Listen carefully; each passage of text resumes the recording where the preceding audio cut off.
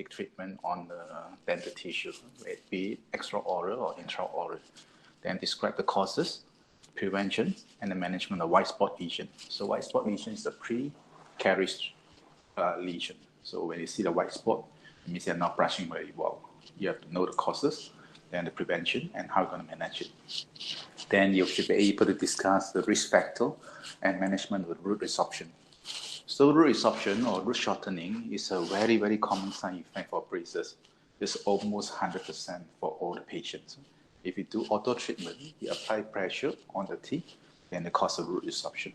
But how are you going to manage or reduce it? Then explain the soft tissue trauma and other potential side effects. So this one may be just the last part. So what's the definition? So definition is damage to the patient as a result from the braces treatment. We can call it iatrogenics or the side effect. Iatrogenic means it's incurred or instilled by the dentist or the orthodontist. So whenever we do something to the patient, there's always a side effect. So you have to consider carefully the risk and the benefit whether you want to start the braces treatment for the patient. So contributing factor, it can be from the operator, which is a doctor or dentist, or it can be from the patient, so patient didn't follow instructions, then, or it can be from the appliance, because whatever you put in the mouth, it can be sharp, or it can be dangerous, so you have to be careful. So what is the deleterious effect? It can be intraoral or extraoral, or it can be systemic, or it can be others. We look at it one by one. So intraoral side effect, then it can be damage to the teeth or the surrounding supporting structure, which is the periodontium, or it can be soft tissue extraorally or intraorally. Oh, we're talking about intra, sorry. So it can be damage to the mucosa. So first one, damage to the teeth is very common. So crown is a decalcification or the caries, white spot lesion. So enamel wear by the braces or the occlusion, or even fracture of the enamel when they're removing the braces. Then second is the root resorption. This, like I say, is almost 100% for all the patients. Pulpitis, which is causing the pain to the patient, is very common because whatever you put on the teeth will cause the pressure, and the pressure will cause a pulpitis or inflammation. That's why this inflammation is called the braces-induced or the orthodontic-induced inflammation. So crown discalcifications, it means it's just a white spot lesions. So caused by the acid attack following the plaque metabolism. It means the foot left behind for too long, they cause it caries, very simple. So require plaque, substrate, teeth, and time, just like the caries. You need 4 factors to form the caries. So acid environment is a disadvantage. So if a patient drink or eat a lot of acidic food or drinks, then that will cause more white spot lesions. So acidic or carbonated drink can increase the risk of decalcification. So in UK or even Malaysia, there are so many kids that like to drink the fizzy drinks or carbonated drinks. So I always tell the patient, if you want to start braces, then you have to stop if possible. If not, you have to reduce the amount of consumption for these carbonated drinks.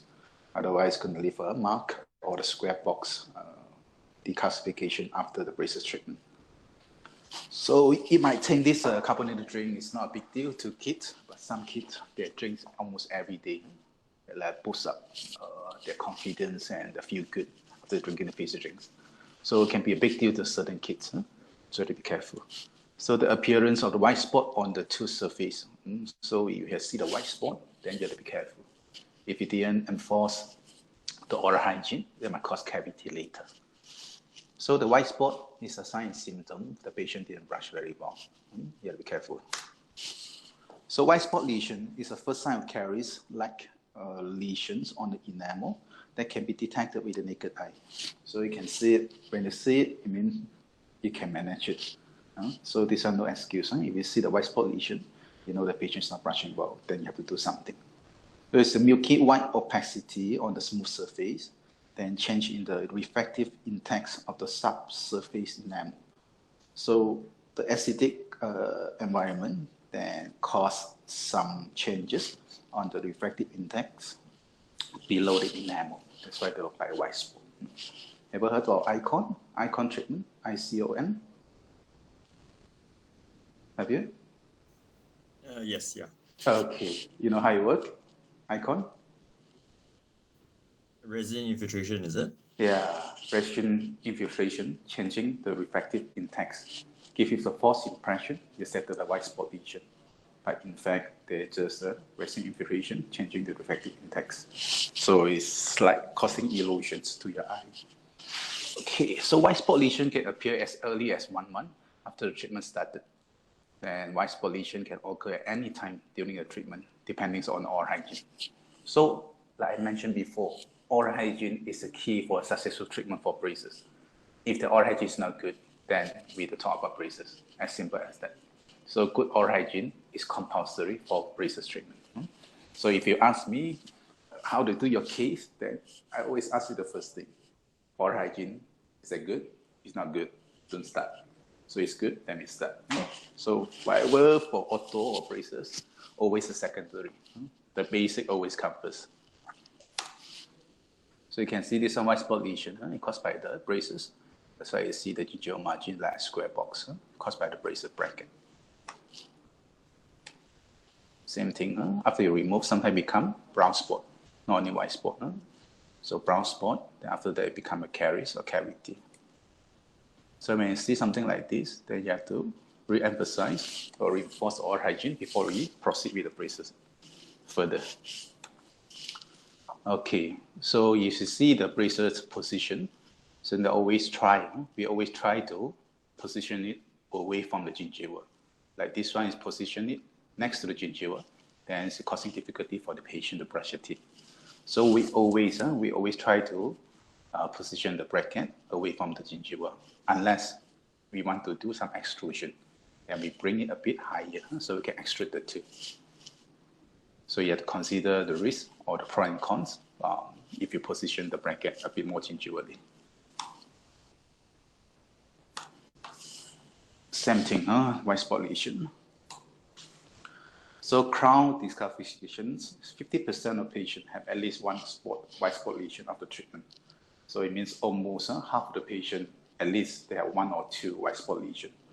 Then 23% on the maxillary incisor, then 6% cavitations, 70 to 95% incident white spot. So you see different author or different research, they show different things. But almost more than half of the patient, at least they're going to have one or two white spot lesion after braces. So it depends. Some patients have more, some patients have less. But almost every patient is going to have one or two.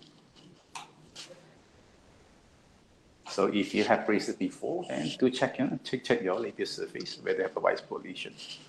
And the lesion usually found on the labial side because the labial side is where we bond the bracket.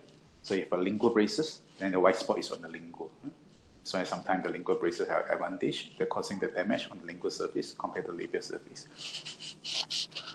Most commonly affected tooth can be upper incisor in canine and lower premolar in canine. You see, it's where you're having difficulty to brush your teeth or clean your teeth. That's where you're going to have a white spot lesion.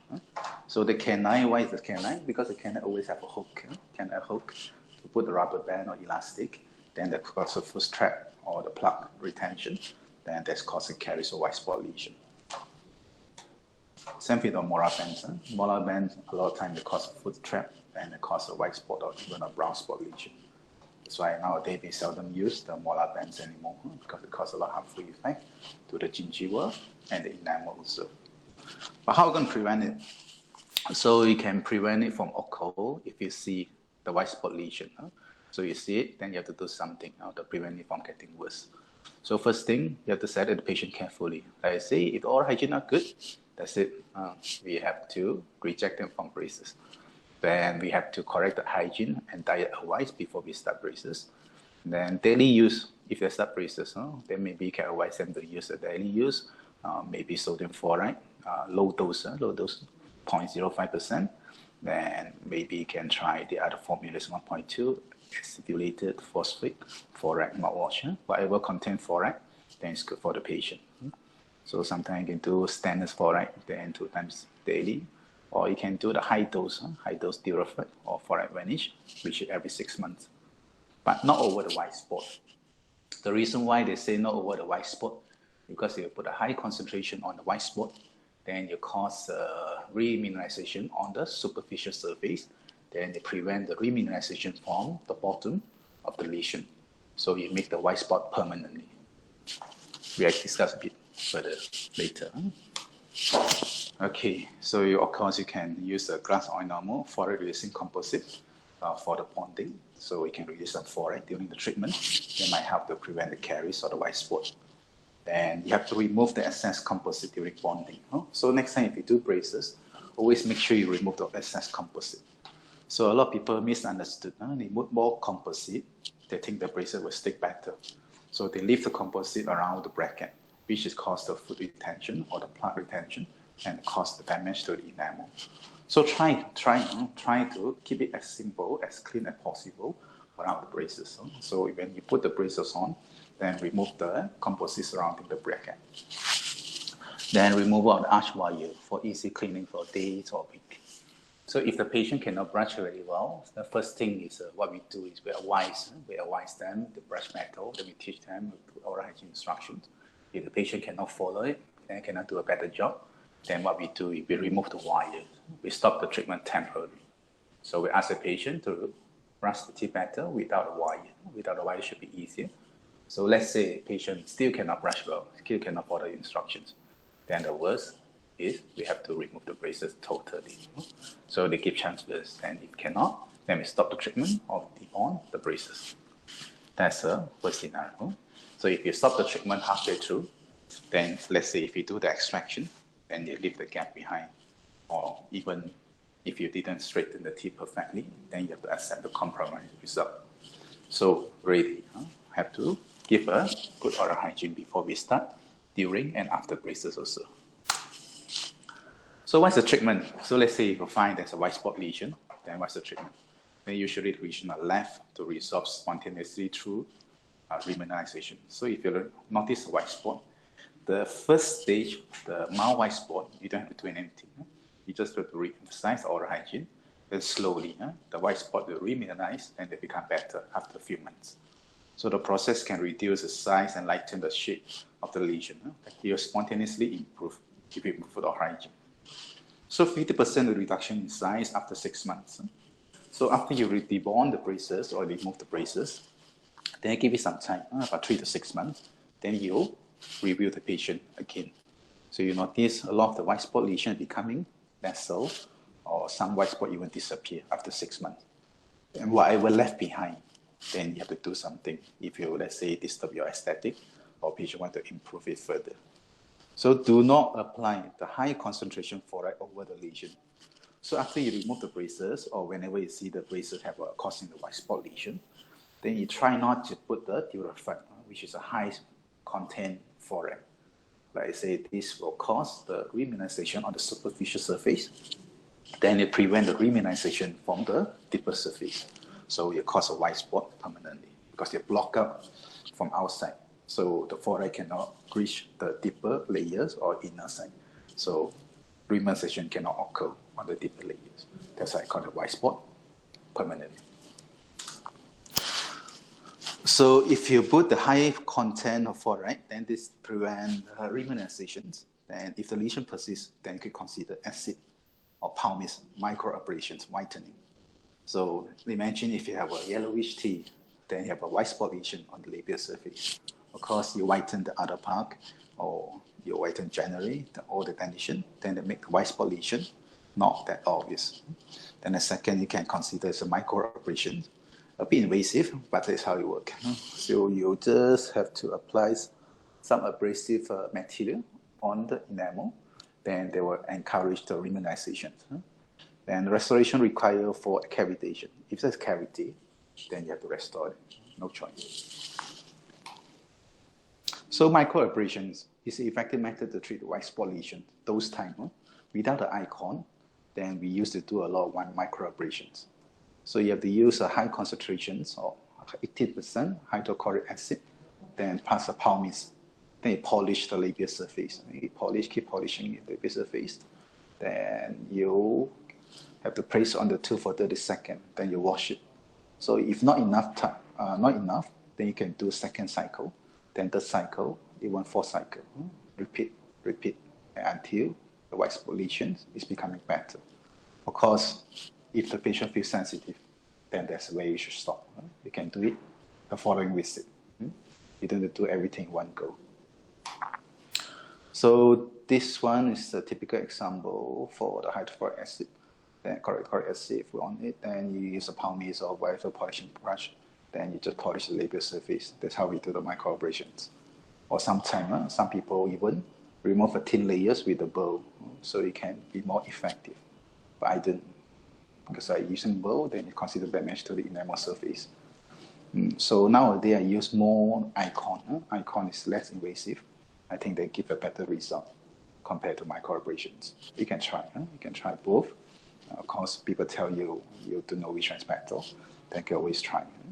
Some work better, some didn't. So same thing, microabrasions. You can see the white spot lesion is totally gone. So crown damage is usually due to the enamel attached to the bracket when you remove it. So you see the composite we use for braces bonding cannot be too strong. It cannot be too weak also. If you should be able to sustain for the next 2 to 3 years treatment. So if you stick something on the enamel, you should be able to remove it at the end of treatment. So sometimes the bracket debond or breakages is very common for braces because we cannot make it too strong. You have to remove it later. You put a very strong composite on the bracket. When you remove it, the enamel might come up together with the bracket. So especially ceramic bracket, the other thing. So ceramic bracket, if you put on the lower, then it causes enamel wear on the upper. So enamel wear is very common for ceramic bracket. So lower ceramic bracket could abrade the parietal surface of the upper incisor in the deep bite cases. So I will come to contact with ceramic, then the enamel will wear off. That's why sometimes if you do the crown and bridge with the ceramic, then you have to be careful. Sometimes it causes the enamel wear or the wear facet on other teeth. Upper canine cups could fracture during the canine retractions if there's a heavy contact with the lower standard steel bracket. Same thing, if you bypass or you retract the canine, bypass the bracket, then sometimes it causes the attritions or even the fractures of the upper canine. So you have to be careful. So sometimes when you retract the canine, we put a GIC on the lower or composite to raise the bite, free the occlusions. So when after the retraction, you can take away the GIC or the composite. So you have to plan the case carefully. Whatever you want to do, you have to foresee the side effect, then you try to avoid that. So the careless use of the band cyto excessive force used during the removal of composite during debonding could cause a fracture enamel loss. So sometimes we use a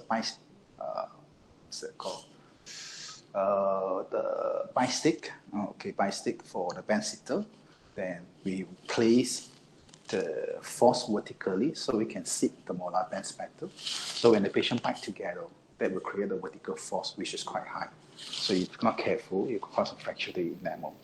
So when you rest this band cyto, it must be resting on the molar bands rather than the occlusal enamel. So you have to be careful.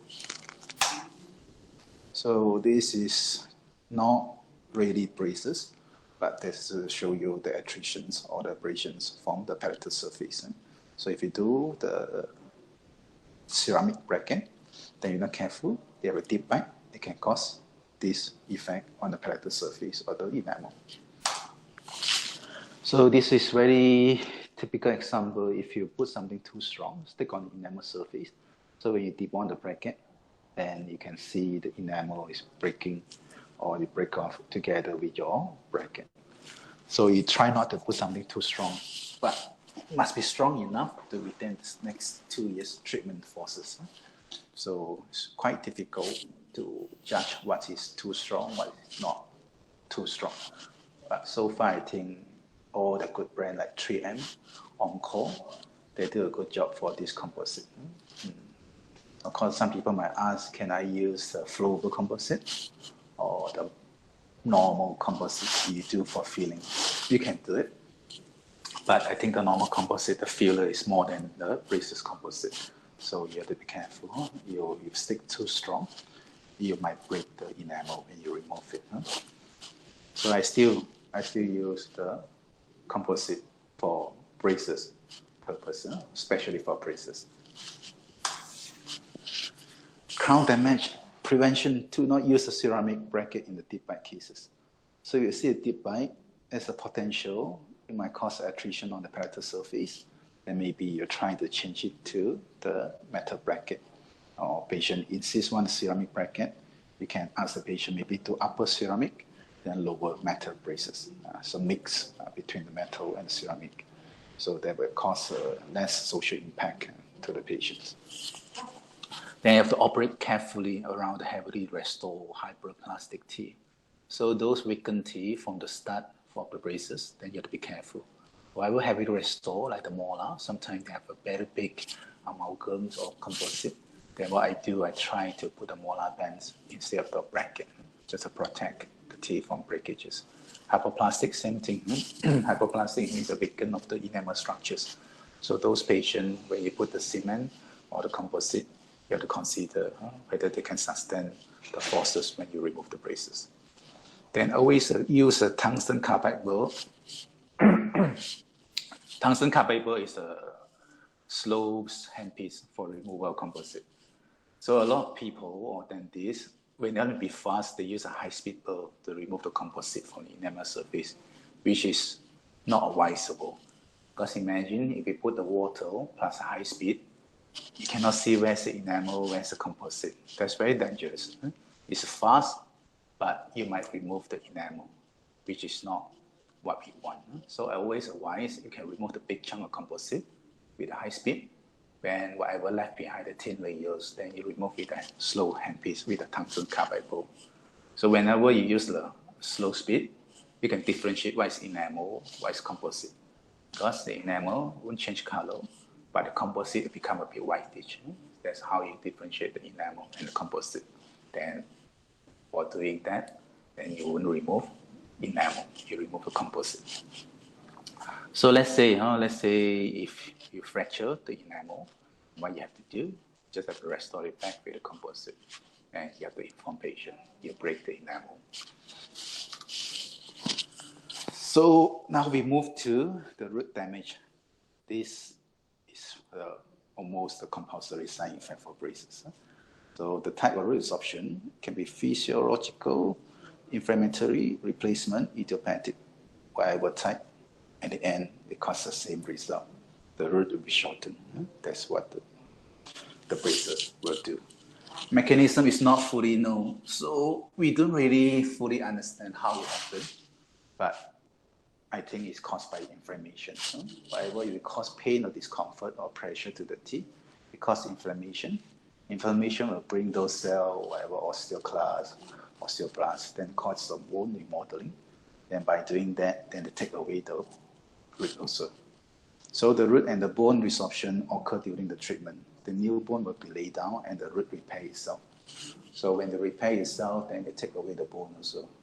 The bone and the root also will be shortened or resolved. So some degree of resorption is expected during the treatment. Okay, so I say this one almost happened to every single patient who do braces. Some have a bit more, some have a bit less resorption. So the mean loss is about 2 millimeters on the upper and 1 millimeter on the lower.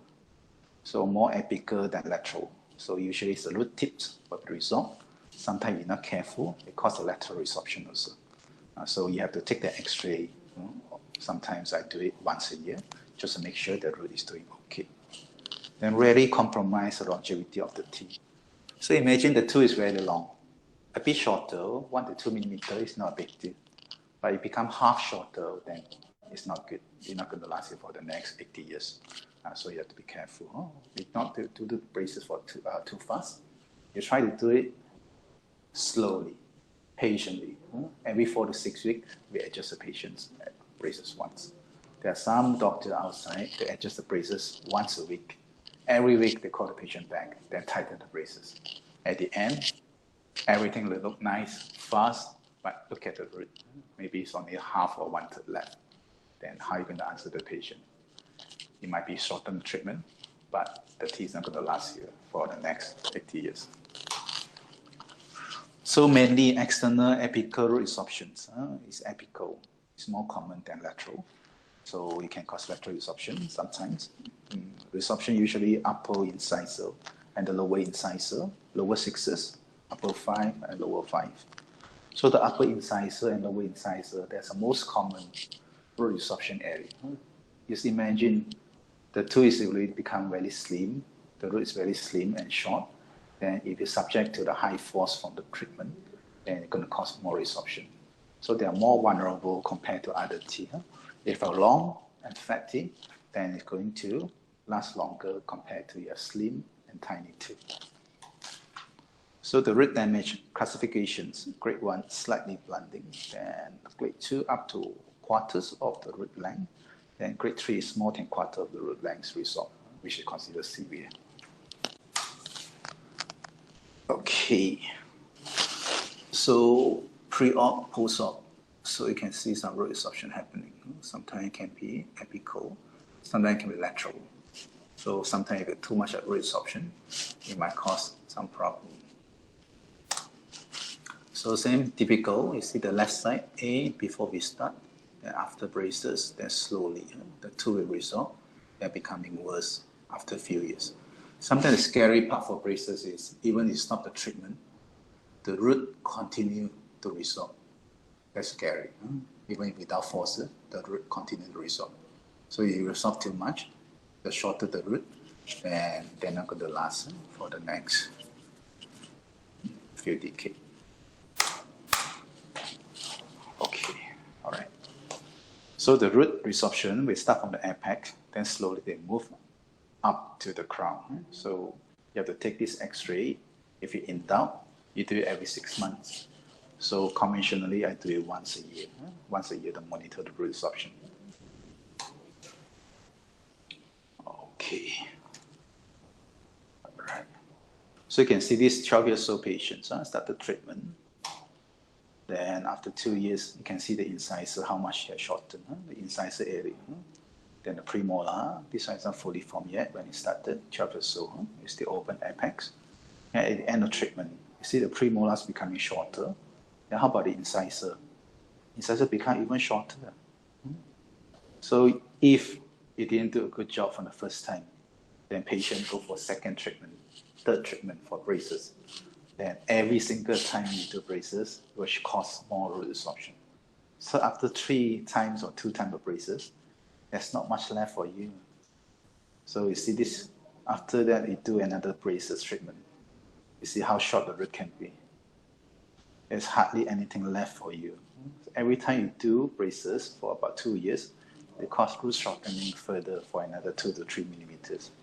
So you see, the more you do it, then it causes more resorption. So a lot of time, when you want to do second time for braces, always check the root length before you start. If they're too short, then maybe not advisable to start again. So a lot of people don't understand. You see this one, how short the root can be. Okay, if you didn't settle the braces, if you didn't settle the problem with the first time of braces, it makes the second dentist or orthodontist job more difficult. Because if you didn't do a good job for the first time, you miss the chance. Then the second dentist will have to bear with this short root before they start. Then how much you can move the teeth. The more you move the teeth, the more resorption you cause. So sometimes you cannot do the second time of braces if the root is too short. So the best thing is do the braces 1 time and settle all. So make sure you plan the case nicely so the patient don't have to do the second time for braces. Okay, so what's the risk factor for the root damage or root shortening? It can be due to the root form, it can be due to previous trauma or high force hit on the tooth. It can be due to malocclusion, crossbite, or any other heavy force applied on the occlusions. Then it can be due to the treatment mechanic. You're using too high force, or you adjust the braces too fast, or you're too frequent, or it can be due to others. So reform. So according to research, though pipette shape or the blunt tooth or the short root, that is more susceptible to the root resorption. And trauma, the root with the previous history of resorption are high risk. If you do the braces, it causes root resorption. The second time you do it, it causes more root resorption because they have a history of resorption. So the second time of braces, only do it if necessary. If it's not too bad, then maybe patient have to accept the result. So root-treated teeth are high risk of resorption. So RCT treated too, they don't have the ability to repair compared to the healthy teeth. So they're subject to high risk for resorption. The teeth that have been traumatized in the past, same thing. They're more vulnerable, so they're subject to the higher risk for resorption. Can be family history. Some people, the whole family will have higher risk of resorption. So this one you have to look at the brother and sister. Sometimes you treat the brother, then you found a similar finding from the sister. Malocclusion, the traction of impacted canine can cause a resorption of the adjacent lateral incisor or premolar. So if the impacted tooth, when you try to drag it out, they might cause frictions or it might bang on the next tooth, which will cause a resorption. So imagine the canine is impacted, then they contact with the root of the lateral incisor or the premolar. So enamel and the cementum or periodontium, when they hit each other, then the enamel will always win. Then the cementum or periodontium or dentin, they always resolve. So they be careful with those impacted tooth. So even though the impacted tooth, you don't want to bring it down or you don't want to align it, then you have to check with the X-ray every 1 to 2 years and make sure they're not causing the resorption to the other teeth. Mechanic, higher risk with the use of fixed braces compared to removable. Why? Because removable, you use lesser force, then fixed appliance, you use higher force. Rectangular wire versus round wire. So rectangular wire causing more resorption. Because rectangular wire consider high force, round wire, less force. Intrusion, same thing, high force. Distant move, the more you move the teeth, the more resorption it causes. Contact with the cortical bone, I think this kind of discussed before. Cortical bones is hard, so wherever you bang on something harder, and maybe cause more resorption. So look at this X-ray. Even though you impacted tooth, many years, not causing problem, look at the resorption it caused on the sixes. So even though I'm able to open up the space, then these two might eventually erupt, but the damage already caused, which I can't repair it. So if I do the root canal, then this one may be not possible also because the root is gone. So at the end, maybe these two have to be extracted. So you have to be careful. When you see impacted tooth, monitor it closely. Take the X-ray every 1 to 2 years if necessary. So some researchers, they found that the female is more prone to root resorption compared to male. They age more than 11 years old, then longer treatment time, higher forces, and some idiopathic, no reason. It just causes more resorption. Individual susceptibility, some people are more prone to root resorption compared to others. So even a single patient, same patient, if you take an X-ray, you notice the left side and right side, maybe they are not even. Some right side, more resorption. Some left side, more resorption. Some one incisor, right side cause more resorption. The left side is not that bad. So even the same person, different team might have a different extent of resorptions. So hyperparathyroidism, due to more bone turnover, maybe it cause more resorption. Traumatized teeth and orthodontic treatment. So the more trauma suffered by the tooth, the higher risk for the resorption. So for example, this patient had a valve, luxated, fractures, or ever hit on the tooth before, history of trauma, that kind of patient, you have to be careful, especially incisor. Even though there are no problem after the injury or the trauma, wherever you apply the force on the tooth, you might trigger the tooth. So no problem before braces, but once you start the braces, putting the bracket, then the patient have a severe pain. The tooth is becoming non-vital, possible. So those patients have a trauma before, you have to warn the patient. That too might have a problem later when you start braces. So just to cover yourself, it already happened, they need the root canal treatment, then patients already foresee this problem. So it doesn't have to be a surprise present to the patient because you have to charge the patient more for the RCT. If you're not doing it, you refer to other patient, other than this, or your colleague, then they might charge the patient. Patient won't be happy. So severely traumatized tooth should not be subject to orthodontic treatment at least for a year. So let's say you just have a recent trauma or any injury recently, then you try to avoid to start the braces too soon. You monitor the tooth for another year before we start the braces, just on the safe side. So the teeth with the heel root fractures may be moved if clinically and radiographically asymptomatic for 2 years post-trauma. So root fracture takes time to heal, so maybe you delay the treatment for another 2 years. But if you're not sure, let's say it's not sure, then you always delay the treatment, because braces is not something urgent or compulsory. You won't die because of crooked teeth. But if you cause the root devitalize, then patient might sue you. Okay, now we come to apexification and orthodontic treatment. So let's say if a patient is having apexifications going on, then whether you should start the braces treatment or not. So apexification induced by the calcium hydroxide, and following the failure of the root to fully develop. So everyone knows this definition. So whenever they have an open apex, they put the calcium hydroxide to the apex, and hopefully the apex or the root will continue form. Then we'll close it at the end, so we can do the endo treatment later. So orthodontic treatment, maybe you want to start, you can start before the completion of calcium bridge or the apical stop, or 6 months after the apexification started, if there's a PA lesion. So if there's infection or any tooth, you delay until the PA lesion is soft before you start treatment. So you don't want to move the teeth in the empty, you don't want to move the teeth in the air. So there's a PA lesion, it means there's empty bone inside. So you don't want to move the teeth around in the empty space. You always want to move the teeth in the firm bone or healthy tissue. So if there's a PA lesion, infection, you delay. But if you control, you can start.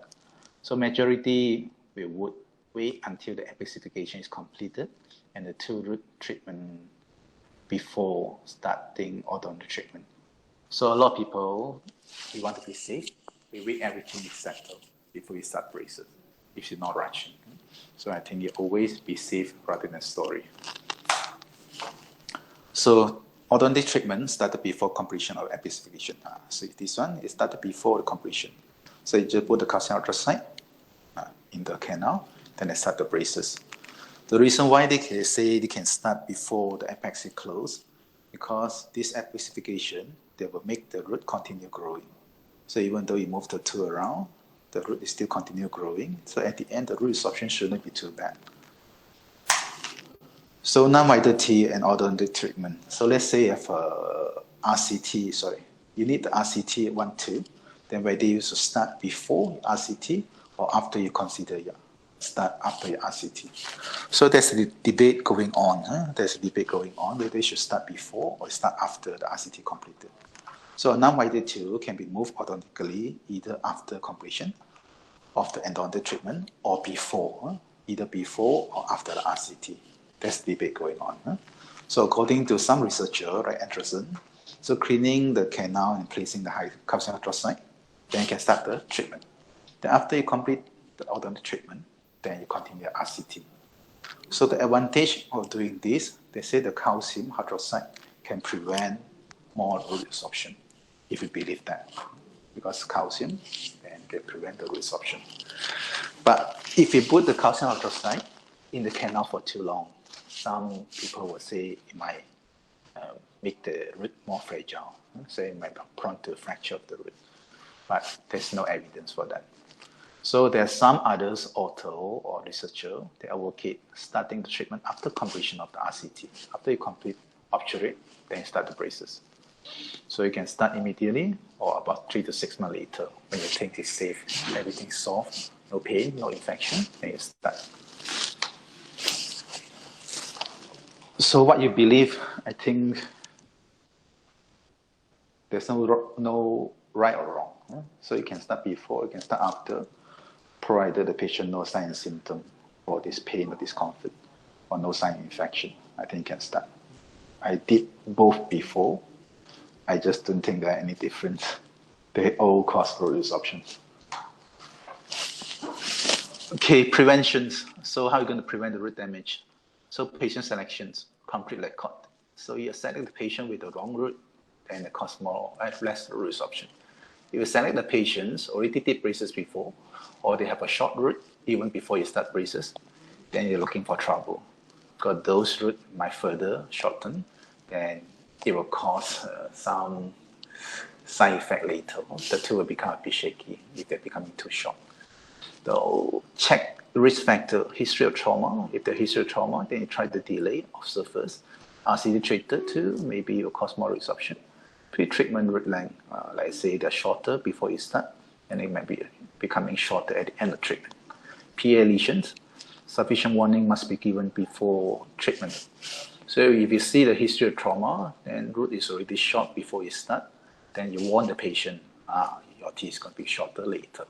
If that happens, then it's just like expected. But if you never warn the patient, then if it happens, then patient will blame you. So that's why we need this informed consent for braces.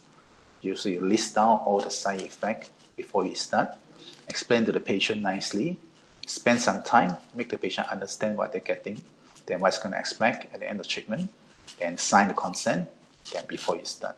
So to protect you, protect the braces, protect the patients. So I always spend about 1 hour for my consultations. So even though some people think a bit too long, but I always explain the side effect from the start or from the beginning of the braces treatment. So make them understand, then they sign the consent, then it won't cause any misunderstanding later. Of course, you can try to prevent the root resorption using the light forces compared to heavy forces. Always be gentle. Don't rush for braces. So the braces take about 2 to 3 years average. So you don't rush the patient, you don't adjust the braces every week. Maybe you can fasten the treatment or you can make it shorter, but at the end, it causes a lot of root resorption, which is not good. Some people say you can finish the braces in half year. They're very proud, but don't do it. You have to check how much root left behind. So we say to tell the patient, the faster you do it, then the more root resorption it can cause. So according to research, the optimum time to adjust the braces is every 4 to 6 weeks, which is acceptable. So minimize the treatment time, then reconsider treatment M. So you don't want to drag the patient for too long. The longer you do the treatment, then the more root resorption you're going to cause. So you have to get a balance between the speed and the root resorption. So the faster you do it, then it causes more resorption. But you drag the treatment for too long, it causes more resorption also. So again, according to research, every 4 to 6 weeks is the best time to adjust the braces. So let's say if you notice a patient have a very short root even before you start braces, then you have to reconsider treatment M. You don't aim something big or you don't want to be a hero. So maybe you have to modify your treatment plan. So for example, if the patient have a Bimax, then with mild crowding, then maybe the original plan to extract 4 premolar to bring the upper and lower incisor back, then improve the facial profile. That's considered quite a comprehensive orthodontic treatment. Then we should take about 2 to 3 years. So when you take the X-ray, you see the root is resorbed or the root is already shortened, then maybe you advise the patient, maybe we just align the teeth, then accept the Bimax. So you're not causing more root resorption. So you can take that radiograph during the treatment. If you notice there's a mobility or the tooth becoming loose due to the high force or the treatment or the occlusion changes. So maybe if you're in doubt, you can take the X-ray, see whether the root is becoming too short. So the X-ray is the only tool we can assess the root length. You don't have the X-ray eye, so you can't judge based on the occlusal or the crown or the braces mechanic. So I always take the X-ray if in doubt. So what's the best X-ray to check the root length? It's not the OPG, it's a PA, periapical, that will give you a more accurate pictures. So what's the management of the root resorption? So if you found the root resorption is too severe, then treatment should be stopped. You stop the treatment, don't activate the appliance for 4 to 6 months. So you stop treatment, not changing the wire. So sometimes you just retie the O-ring, then make it passive for about 4 to 6 months. Or sometimes you leave the wire out or without any wire on the bracket. So just observe another 4 to 6 weeks. But if you remove the wires or the appliance, the teeth will go back or they become crooked again. That's what we call the relapse. So sometimes you have to think about the relapse if you let go of the braces. So what I do usually, I make it passive. I don't change anything. So I just monitor. I leave the wire in, but make sure the wire is passive, not causing any active forces. So if that doesn't stop the resorption, then I will remove the wires. Just let the teeth move freely. Then we will observe again. If it causes more resorption, then you have to discuss with the patient whether they want to continue with the risk of more resorptions or you want to stop now. So the pulp damage, so pulpitis occur in 90% of patients in the first month of treatment. So I would say pain or discomfort from braces is almost 100%. Everyone get braces, they have pain and discomfort. So pulpitis is very common, very common. So the first time you adjust the braces or the first time you warm up or put the braces on, always try to use the smallest wire, which is causing less force to the teeth. Be gentle from the beginning. So, but this pulpitis rarely lead to loss of vitality.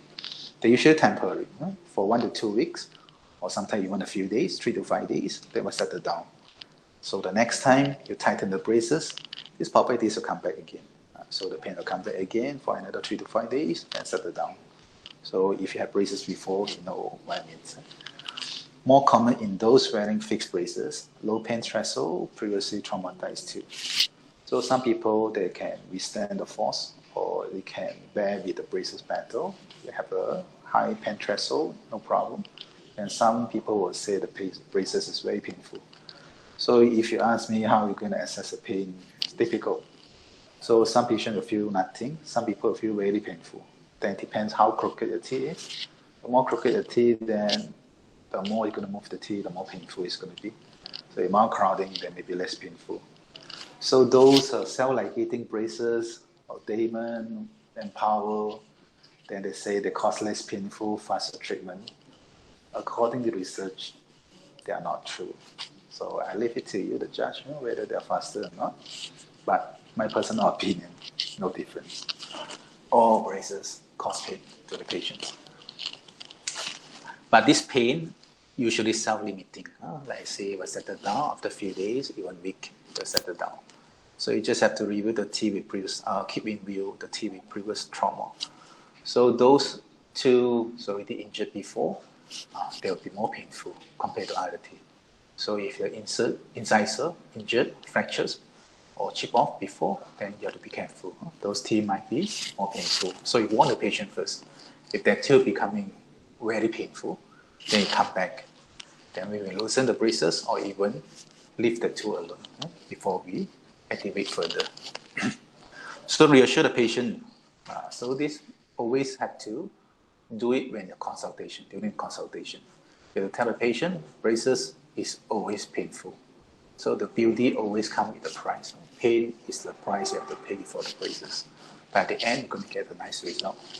So this painkiller might be helpful. I always keep some painkiller, paracetamol, they will do the job. So some are very sensitive or low pain threshold. They can give a stronger one like ibuprofen or constant. Then you have to use the optimum force, which is a low force from the beginning. Periodontal damage, inflammations can cause the gingivitis. The braces can cause gingivitis, periodontitis, or even burn or ulcer. So you're not careful. So gingivitis is due to the poor oral hygiene. Nearly all the patients will get gingivitis, but rarely progress to the periodontitis. So if they didn't brush well, then it causes a gingivitis. Then the gum will be swollen, bleeding, and yeah, that's very common. But if you brush well later, then this one will resolve. So mild gingivitis during braces is acceptable, but if you didn't brush well, then they form a calculus, then it might damage the periodontium. So don't hesitate. If you see there's a calculus during the braces treatment, always remove it before you're causing more damage. And re-emphasize the oral hygiene. So good oral hygiene is a key to prevention of periodontal disease. Good oral hygiene, I would say, is a key for the successful treatment. So always make sure they have good oral hygiene. So you see this patient is very common, have a mild gum disease, gingivitis, then gum is swollen. See interval papilla is a bit blunt and swollen, and you see the margin is not sharp. After you brush well, then this gingivitis will settle or resolve, then becoming sharp margin again, pink color, sharp margin again. Okay, sometimes if you put a molar vent, then it causes more trap, then it's more difficult for the patient to brush the teeth, then the gum will be swollen and causing hyperplasia. Of course, you can use a disclosing tablet to show where the patient had to brush more and to motivate the patients.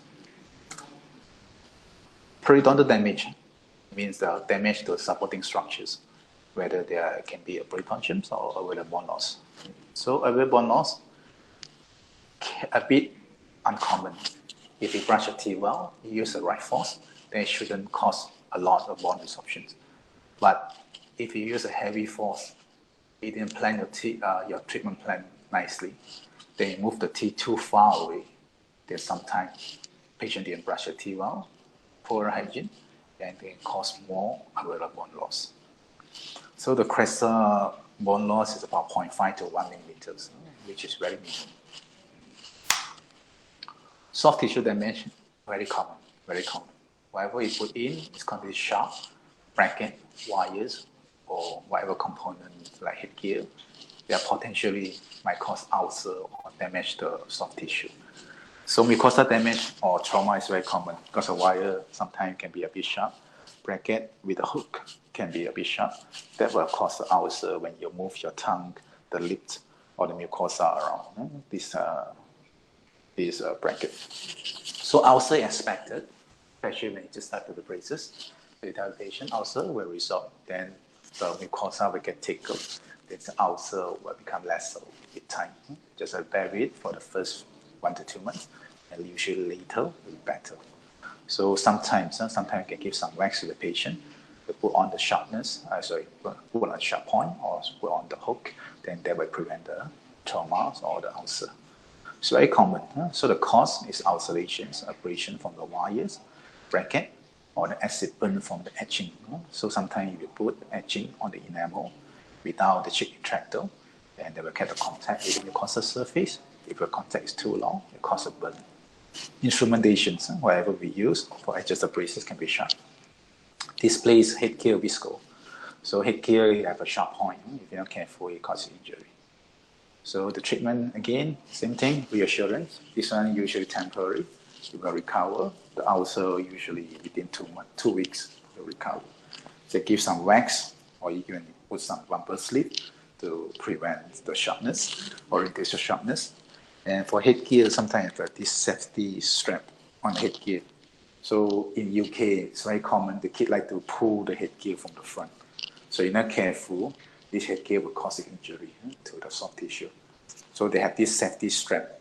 So whenever you pull the headgear from the front, the whole headgear will come off rather than you bounce back. Bounce back with injured, but it will just release or it will break off from the front, then prevent injury to the patients. So you see this picture, ulcer may be caused by the hook, it's very common. So this ulcer sometimes can be bigger, can be smaller, can be multiple ulcer, especially when you just have the braces blown up. So the beginning is always the worst and slowly becoming better. Short wires, always make sure you cut the wire as short as possible, if possible. So you never leave a long wire at the end of the braces. This will cause the ulcer, especially at the angle of the mouth. Then every time patient move, you rub the cheek, then it causes a big ulcer. So next time patient come back, you see this, the ulcer is very big, very painful, very painful. So you have to be careful. Cut the wire short.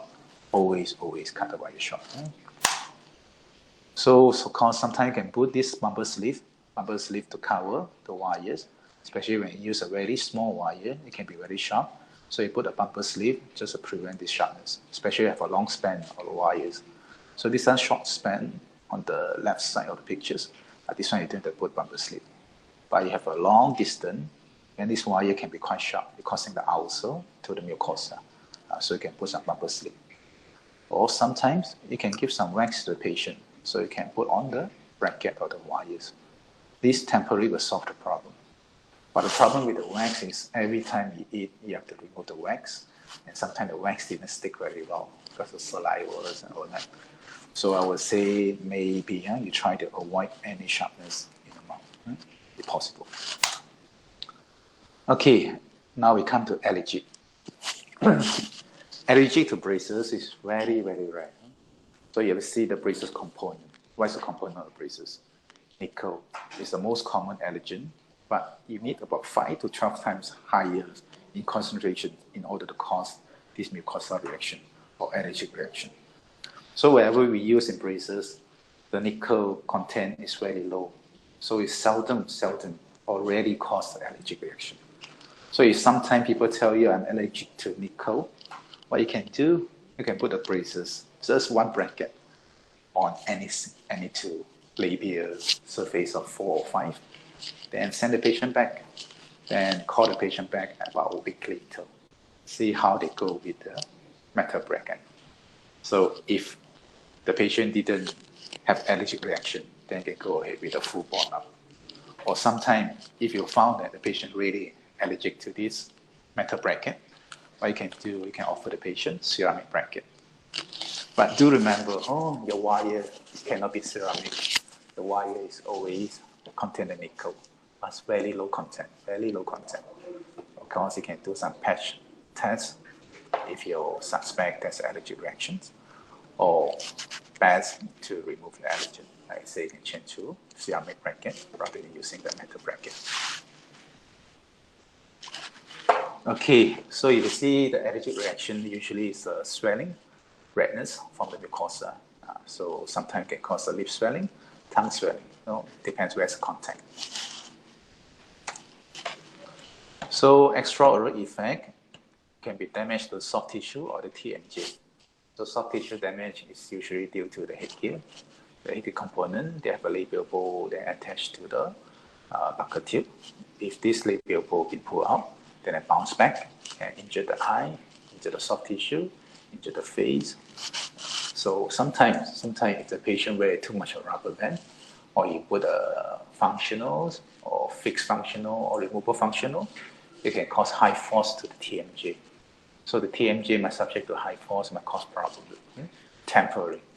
So if you found that, then the TMJ having problem, then maybe, like I say, you'll stop the treatment temporarily, then before you restart about 3 to 6 months later. So what I do is, if a patient have a TMJ problem, then I stop the rubber band, or I stop whatever active component like functional, I stop temporarily. Then I observe. If the symptom becoming better, then means it's confirmed due to braces. If the symptom still persists, maybe it's just coincide with the timing you start the braces. So this patient might be subject to TMJ problem with or without the braces. So if in doubt, they always stop the treatment first. If necessary, then they send to your colleague, which is an ONOP. They can manage TMJ better than us. So headgear injury, headgear induced, becoming less common now. So you can injure your eyes, then skin, the Facebook displacement, and injury, the neck strap bruising. So like I say, some kids, they just like to pull the labial bow from the front. Then when they bounce back, they injure the eye, the skin, or even the neck. So careful adjustment to ensure good fit. Okay, so if you adjust the braces or the headgear, then you always try to prevent the contact with the cheek or the lips. So when you adjust the braces, you make sure when patient attach the rubber band, they're not contact with the face. Because if you contact with the face, it will cause some soreness or sometimes a pressure spot, or sometimes it will cause some abrasion or injury. So snap release headgear. So there's a latest design. So when you pull it from the front, then they will release. They are not going to bounce back, just for the safety features. So clear instructions on wear and care on the headgear. You have to tell the patient, never play with the friends or the family member. Never try to pull the headgear from the front. But headgear is getting less common now. I hardly see anyone wearing headgear in Malaysia.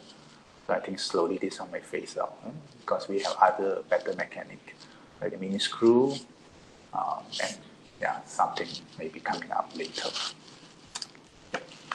So this one reverse pull headgear, then on the left side, and this one is a class 2 headgear. So this one is same thing. You see this one, when they pull from the front, then they have a snap mechanism. So this one will release from the headgear. So this, if you release from the front, then it prevents it from bouncing back. So not bounce back, it won't cause any soft tissue injury. Okay. So sometimes you have this safety bow lock mechanism, which to prevent disengagement from the molar tip. So you lock this on the molar tip. So when you put it from the front, it's not going to happen. Right? You cannot put it from the front because of the lock. There's so many mechanisms now for the headgear, just trying to prevent the injury to the soft tissue. So this one quick release headgear attachment. The bow will come out of the headgear tube, no longer under tension, not acting like a projectile. So like I say, if you put it from the front, if there's an elastic attached, then it might bounce back. If it bounce back, it might cut your face or even it might poke your eyes. So in UK, I think there's an incident happened. Someone pulled the headgear from the front, then they actually blind the eyes. After that, they invented this safety mechanism. So soft tissue damage, allergic, could be caused by the strap, visco, elastic. So I think the allergic reaction caused by the rubber is more common than the nickel. So you have to check the history. If in doubt, you can do some patch tests. But this patch test, I think, is done by the skin specialist, not us or the medical colleague. So cover the metal portion of the headgear with tape, non-latex, elastic. So wherever come to contact with the soft tissue, it causes allergic reaction, then you cover it with tape. Or sometimes you can put some acrylic, or sometimes you can put some tape just to prevent it contact with the soft tissue. So burn due to the headgear is a bit uncommon. So care when using the etchant handpiece. Handpiece sometimes we have a high temperature. So due to the cooling mechanism is not good, then when burn the cheek or the lip, etching, try not to get the contact with the etchant or the etching for too long. So this one is a contact with the strap. It could cause redness and the pressure, a sore spot. So contact tumor like this usually to the face bow or the head trap. It's very common. So you try to make it or bend the active component away from the cheek. TMJ damage. So orthodontic treatment rarely cause TMJ problem. But you have to remember, orthodontic treatment does not cause or cure TMJ. There are some patients come for consultation and say I have TMJ problem due to the crowding. So that's not true. A lot of people think the crowding is due to, so the crowding will cause the TMJ. So according to research, braces doesn't cause or cure the TMJ. So if the TMJ problem patient come to you and say, can you straighten my teeth? My dentist say, by straightening my teeth will cure my TMJ. Never ever promise patient braces will cure the TMJ. Might get yourself in trouble. You can say, maybe it make it better, or maybe it stay the same after braces. The purpose of braces is to straighten the teeth, not to cure the TMJ. Of course, by straightening the teeth, we improve the occlusion, but that doesn't guarantee it's going to cure the TMJ. So if they improve the TMJ problem as a bonus, if it doesn't, then that's what we expect. So if patient develop TMJ symptom, then get a white soft diet, then you give some painkiller, muscle exercise, hot towel massage, then or you can even stop the elastic or the headgear. So you can try some conservative treatment first. You can stop the treatment, start at the end component, then avoid a soft diet, then hot towel massage, see whether the symptoms still persist. If whatever you do cannot solve the problem, then it's time to refer to your colleague, who have OP or medical. So what is the systemic side effect possible by braces? It can be due to the allergic reaction. Then the second thing is bacterial enteritis. So this one it's getting less common because the UK people found that braces rarely cause this bacterial endocarditis. So the risk factor can be extractions, because braces a lot of time need extract, bending, putting molar bends, placement or removal of separator, then mucosal trauma, poor hygiene. So whatever you cause bleeding for this heart patient, there's always a risk of causing bacterial endocarditis. So do we give antibiotic cover just because you want to put a separator or put the braces? The answer is no, because they found that if you brush your teeth, then it will cause bleeding.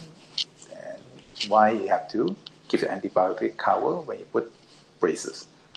So the risk and benefit, like say you have to balance it. So we risk of taking so much antibiotic just for braces placement is not beneficial. So I think the UK, they already come up with a guideline. You can check online, the guideline by the Royal College of England. I think they say now the practice is you do have to cover for the dental procedure. Of course, I think Malaysian, there's a lot of senior dentists or even the oral surgeon. They will still advise you to cover antibiotic just on the safe side, but I stopped doing that anymore. So I think I leave it to you. It depends who is the oral surgeon. They think you should cover, then you cover. Or if you're in doubt, then you refer back to their heart doctor or the, what's it called? Cardiologist, the cardiologist. So usually cardiologist will advise you back to. But in Malaysia, I think a lot of old cardiologists, they still advise you to cover with antibiotic for extractions. But for placing a separator, then maybe not. Minor procedure, maybe not. But heavy procedure like minor oral surgery, I think you can cover. So preventions, take good history. Sorry. Yeah. Just now you're saying the guideline for the antibiotic cover, right? Yeah. What was the article again? What's the name of it? It's a NICE guideline, right? NICE. Oh, NICE guideline, okay. yeah, by the Royal College of England. I think. Okay, thank you. Yeah. So you should take a good history, consult the physicians, antibiotic cover if necessary. Then you use a bucket tube rather than molar bends, because bucket tube you don't have to place the separator, then not causing any bleeding. So you can monitor the oral hygiene. If oral hygiene poor, then maybe you have to stop the treatment, or you can advise the oral hygiene enforcement before you start braces. Cross infections. This one I think is getting less common because now we have a very strict protocol. So cross infection can be patient to patient, operator to patient, or patient to operator. So bacterial, viral, fungal infection if you didn't do a cross infection control. So this always can be prevented. Take good history. So if the patient have a hepatitis or even HIV patient, you still can do braces for them. You cannot just push them away because they have hepatitis. So what you can do, maybe you can give the patient the last patient of the day. So after that, then you just disinfect the whole unit. That'll be better. So you can arrange that. So you cannot push a patient because they have the hepatitis. So yeah, use a glove, sterilization, proper sterilization, disinfection. Then use a glass, glove, mask, any PPE, protect yourself. Then updated vaccinations, especially now COVID-19. Have you all get the vaccine done? No, doctor. So student is not priority. Okay. So I think you are not alone. I think a lot of master staff, you are not vaccinated. I think it's only the Malaysians dentists are getting vaccinations at the moment. But I think soon, very soon, will come to you. So what's the other side effect? Can be psychological teasing from the friends. So I think this one also getting less common. So if you want to know, in Thailand, there's a braces club. So if you wear braces, consider you have a higher social status. That's why we have these fake braces. You can buy online. It's a clip-on braces. So you just make yourself like wearing braces. But you're not wearing braces. I don't know what's the reason. But these fake braces, they make them look better because they are in the higher social status, which I think is nonsense. But you have to remember, whatever you put on the braces, it causes side effect. So if you see the patient, it's a very mild crowding, which do need braces, then you have to investigate further. Sometimes because of peer pressure or friends having braces, they want braces. But they didn't need braces. So this is not genuine patient. You have to be careful. Huh? So if you think they need braces, you can reject. You say, I'm not going to do it for you. Rather than charging them for nothing. Huh? Okay. Failed treatment caused by non-compliant patients, incorrect diagnosis, incorrect management. It's very common. Huh? So that's why I say the braces treatment plan is very important. Then you have to assess the patient right from the beginning, whether they're keen for braces or they're not keen for braces. If not keen, then never force a patient to have braces. Even though the parents might force you to do that, but you tell the patient is not ready yet. Maybe you can delay the treatment for another 1 to 2 years when they're more keen, or when they're ready and we start. Alter speech, increase saliva production. Very common. Wherever you put a foreign body, when I put a foreign body in the mouth, they cause more saliva. So this one will reduce with time and patient will get back to normal. So always reassure patients. Whatever you put in will cause speech disturbance, then it will cause more saliva production, but slowly become better. Chewing can be a problem. So patient can eat well, especially if you put something to raise the bite. So GIC, composite, whatever you put to raise the bite, it make the patient suffer. They're going to curse you from the day one. So we always tell the patient you cannot eat well from the beginning, but slowly with time, they'll be better. So with that, I thank you. Then I think I will cover all the side effects for braces. Do you have any question to ask me? Doctor? Yep. Yeah, I got a few questions actually. Okay. Yeah, so just now you're saying about the high concentration, right? The fluoride varnish on white spot lesion. Yeah. Yeah, so how about like low concentration? Like let's say the, what do you call it, APF gel with like 12K ppm. Okay. The ABF gel, you're talking about this tumors, is it? Yes, yeah. Okay, all right. Tumors is very low concentration. It's good. So you can try some low concentration. Then on the white spot lesion, that's advisable. But my practice is I always leave it for about 3 months, or 2 or 3 months before I start this fluoride therapy. So, like say after braces, then they always have a chance to recover to a certain extent. So when the symptom is not improving, then maybe you start the tumors. I think that's more appropriate. Rather than you start high dose fluoride, which will block out whatever chance to remineralize from the deeper surface. So I think that might be better to leave it for 1 to 2 months or even 2 to 3 months before you start any fluoride therapy. But that's just my personal opinion. Some doctors, they even use a tumors during the braces treatment. If they found there's a white spot, they can prescribe tumors for the patients. So if I get this right, your reasoning for using low concentration fluoride is because there is deeper penetration? Yeah, deeper penetration. It didn't block out the superficial surface. Because of the subsurface? Subsurface. Okay. And then just now you were talking about this, the case just now, the bimax protrusion plus the crowding. Why did you not consider why did you want to not extract? Because the bimax plus the short root, root resorption. Good. What was your reasoning?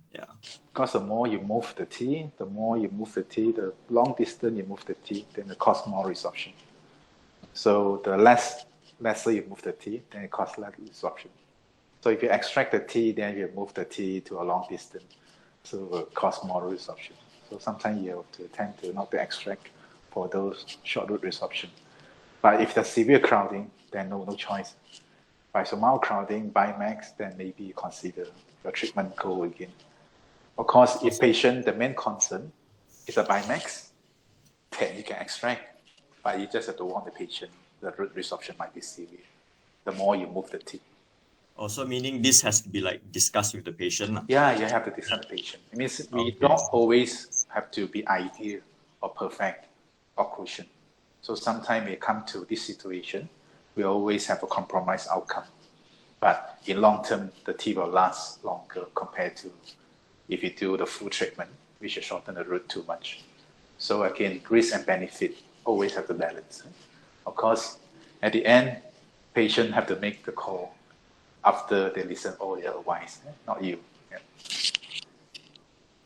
Okay. Then the recent articles, like how common is root resorption? Root resorption, how common? In auto, yeah. How common is it? 100%. 100%. Wow. I would Okay, say all my cases have root resorption.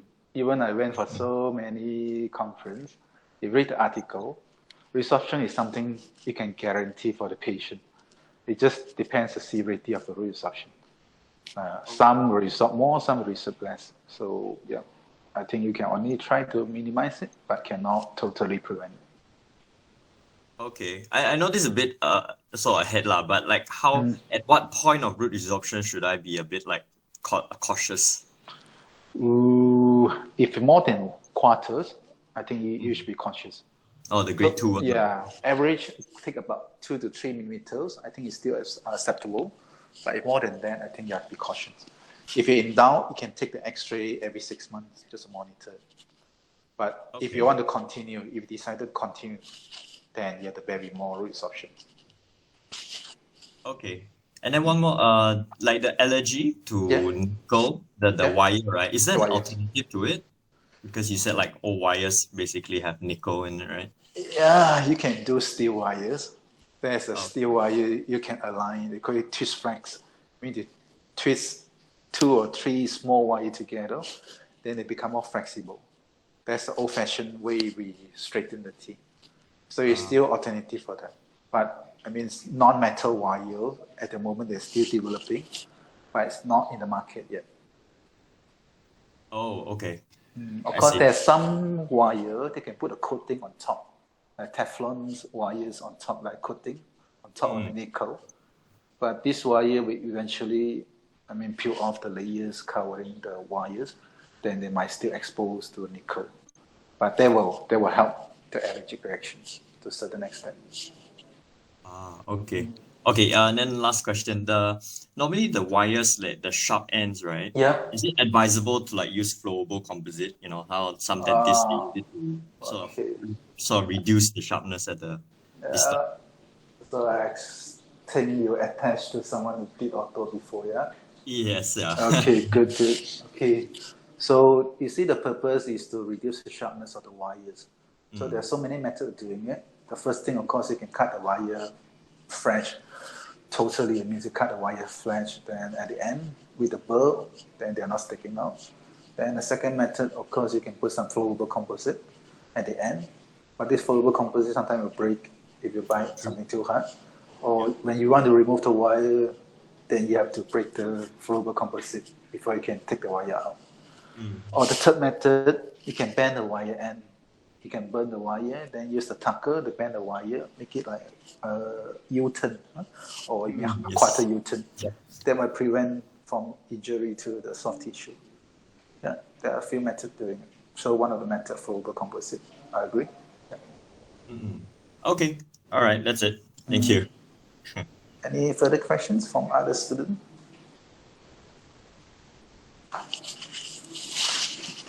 So if no question, then when is your clinic going to start again? For now, it's 18. Okay. All right. Before I forget, I think most of you get the IOTN wrong for the 3C and 4C, which is crossbite. I think your logbook, you say the crossbite discrepancy is 1 to 2 millimeters, then the other one is more than 2 millimeters. That's a sentence behind it. It's from the RCP to the ICP, in the cuspal position to the retracted position. So it's not the discrepancy between the crossbite, it's between the RCP and the ICP. This means patients should have an initial contact when they have RCP, then they go to ICP, which is slide forward, left, right, or even backward. So that's called discrepancy.